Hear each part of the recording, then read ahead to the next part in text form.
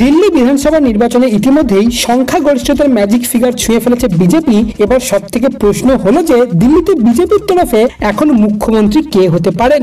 দীর্ঘ প্রায় 27 বছর পরে বিজেপি সেখানে ক্ষমতায় এসেছে, যা নিয়ে রীতিমতো তোলপাড় গোটা দেশ। এই মুহূর্তে রাজনৈতিক মহলে যে আলোচনা চলছে তাতে প্রবেশ বর্মা, রমেশ চৌধুরী এবং দুষ্মন্ত গৌতমের নাম উল্লেখযোগ্য।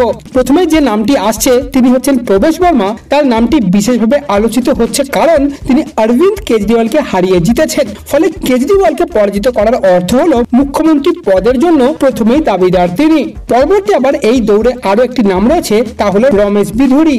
কালকাজি আসন থেকে বিজেপির প্রার্থী রমেশ বিধুরি যখন কেজরিওয়াল নিজেকে মুখ্যমন্ত্রী পদের মুখ বলে দাবি করেছিলেন তখন তিনি তার পক্ষে ছিলেন। তবে গুর্জর সম্প্রদায় থেকে আসা রমেশ বিধুরি তার লোকেদের মধ্যে একটি বিশেষ স্থান অধিকার করেন, সেই কারণে তিনি মুখ্যমন্ত্রী পদের জন্য অনেকটাই এগিয়ে রয়েছেন। পরবর্তী যে নামটি সামনে আসছে সেটি হচ্ছে দুষ্মন্ত গৌতমের। দিল্লির কারলবাগ থেকে ভারতীয় জনতা পার্টির প্রার্থী দুষ্মন্ত কুমার গৌতমকেও এই দৌড়ে অংশ নিতে হয়েছে। রাজনৈতিক বিশেষজ্ঞরা বলছেন বিজেপি যে মুখ দিয়ে সবাইকে অবাক করে দিতে পারে তা হতে পারে দুষ্মন্ত গৌতমের। তফসিলি জাতি ভোটার এবং বিহারের আসন্ন নির্বাচনের কথা মাথায় রেখেই তাকে এই পদ দেওয়া যেতে পারে। তবে এখানেই শেষ নয়, মুখ্যমন্ত্রী পদের দৌড়ে বিজেপির সিনিয়র নেতা বিজেন্দ্র গুপ্তকেও মুখ হিসেবে বিবেচনা করা হচ্ছে। তিনি দিল্লি বিধানসভার বিরোধী দলনেতাও ছিলেন এবং অরবিন্দ কেজরিওয়াল এবং আম আদমি পার্টির বিরুদ্ধে খোলাখুলি কথা বলেন এবং সেই কারণে আপাতত দিল্লির মুখ্যমন্ত্রী নির্বাচনে বিজেপির তরফ থেকে এই 4 জনের মধ্যে কাউকে মুখ করা হতে পারে।